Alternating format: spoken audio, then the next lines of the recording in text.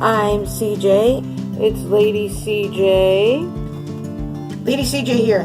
Life and stuff. So today, as you can see, I had my hair done. And I think it looks so pretty. Look, the Stay Puft Marshmallow Man. Yay! Dab it on your face. It was 9 o'clock. Hi, Lady CJ here. Today was like a pretty interesting day. Had a lot of fun. It was a Frank Murata auto show. And all kinds of fancy cars.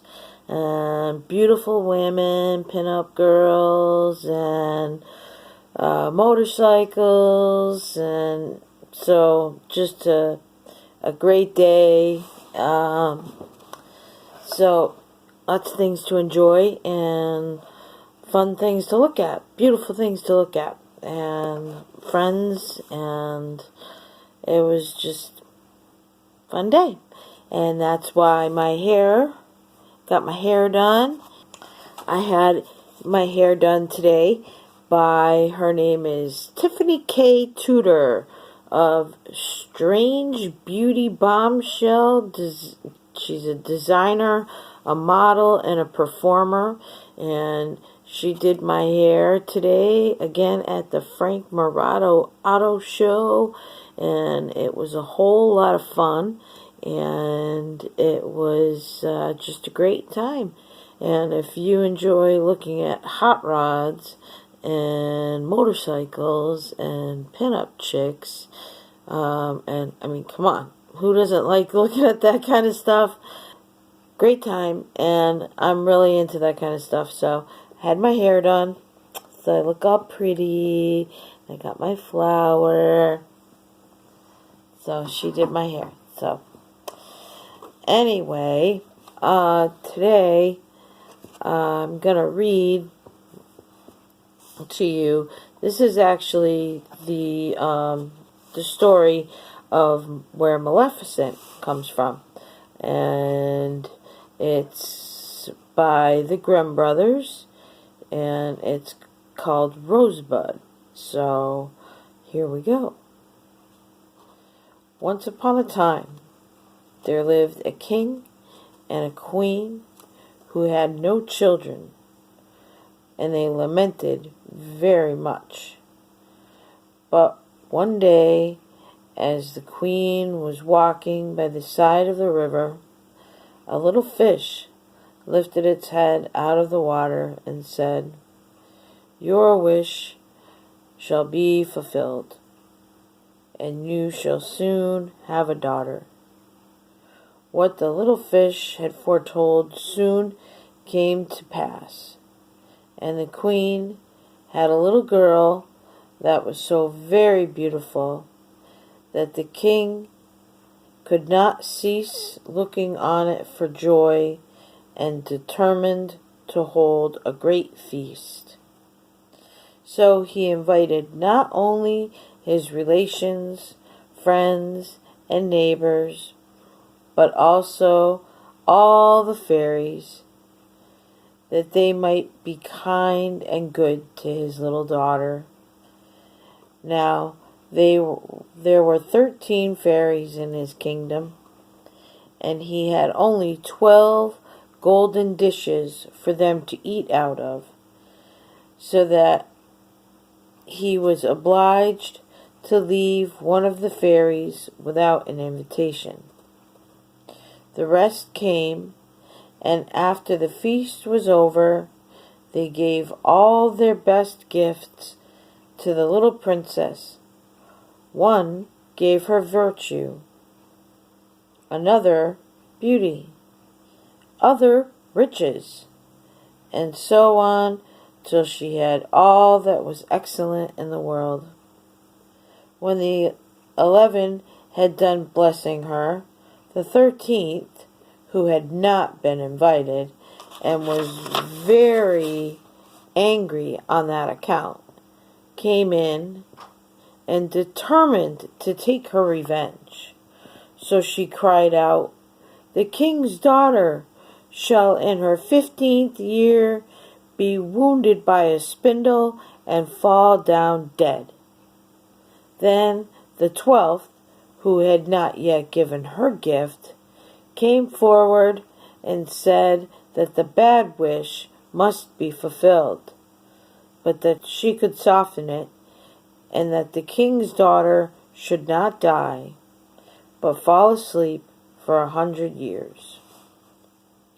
But the king hoped to save his dear daughter from the threatened evil, and ordered that all the spindles in the kingdom should be bought up and destroyed.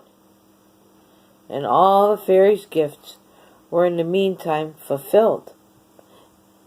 For the princess was so beautiful and well behaved and amiable and wise that everyone who knew her loved her.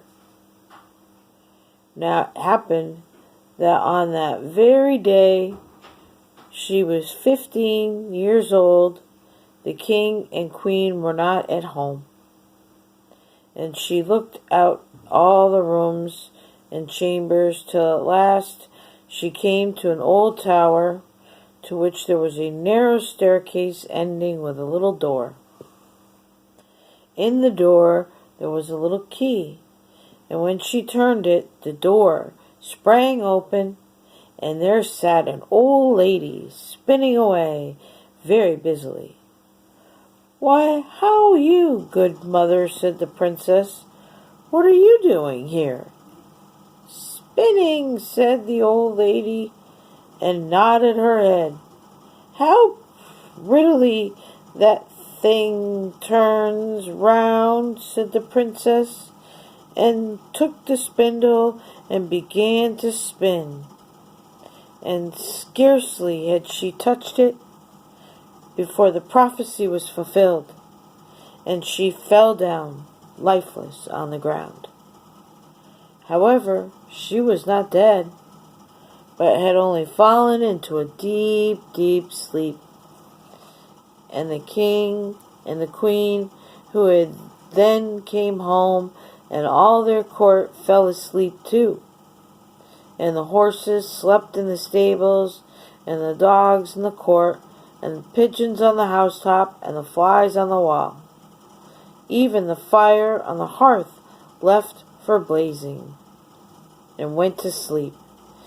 And the meat that was roasting stood still, and the cook, who was at that very moment pulling the kitchen boy by the hair to give him a box on the ear for something he had done amiss, let him go, and both fell asleep, and so everything stood still and slept soundly.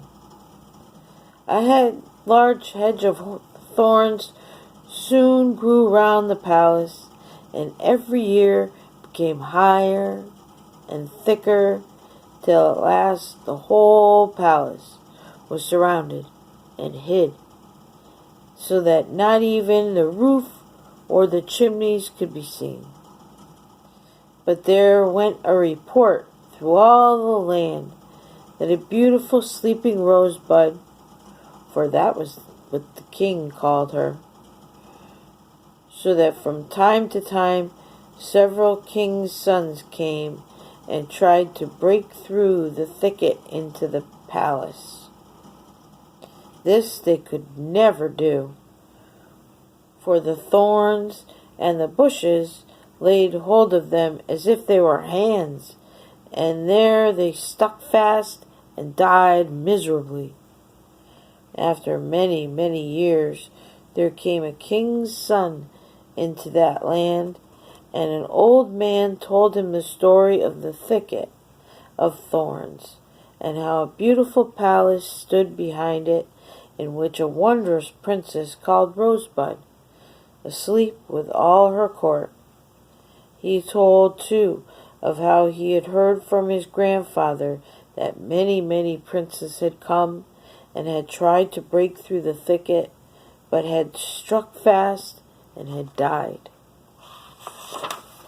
Then the young prince said, "All this shall not frighten me. I will go and see Rosebud. The old man tried to dissuade him, but he persisted in going.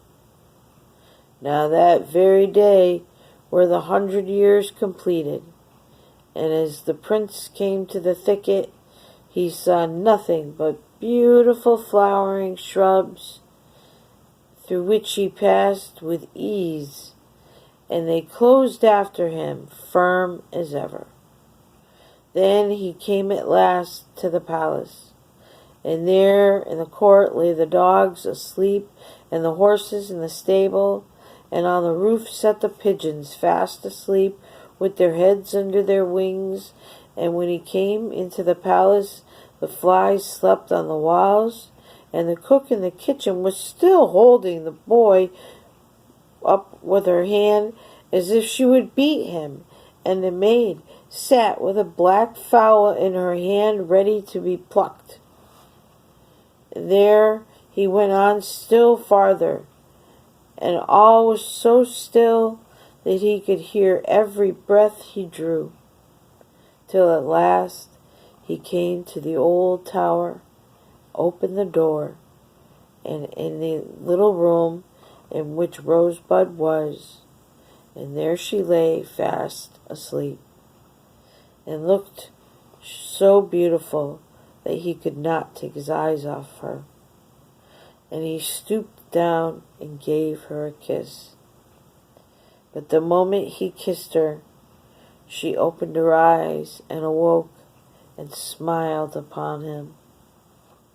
Then they went out together, and presently the king and queen also awoke, and all the court, and they gazed on each other with great wonder, and all the horses got up and shook themselves, and the dogs jumped about and barked, and the pigeons took their heads from under their wings and looked about and flew into the fields, and the flies on the wall buzzed away, and the fire in the kitchen blazed up and cooked the dinner, and the roast meat turned around again. Ooh.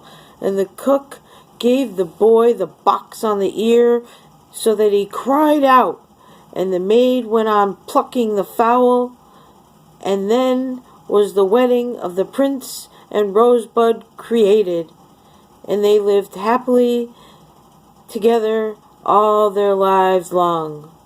Hopefully they didn't eat a meal that had been sitting there for 100 years. Ooh, that's kind of nasty. Ugh. Well, so ends the story of Rosebud. She turns out happy. The fairies are happy. The prince is happy. The king and the queen are happy. Everybody's happy. But I'm just worried about that dinner. Damn. Cooked meat after 100 years?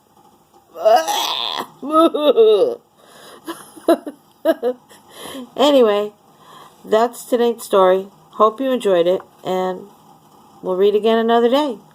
Talk to you soon. This is Lady CJ. See you another day. Good night.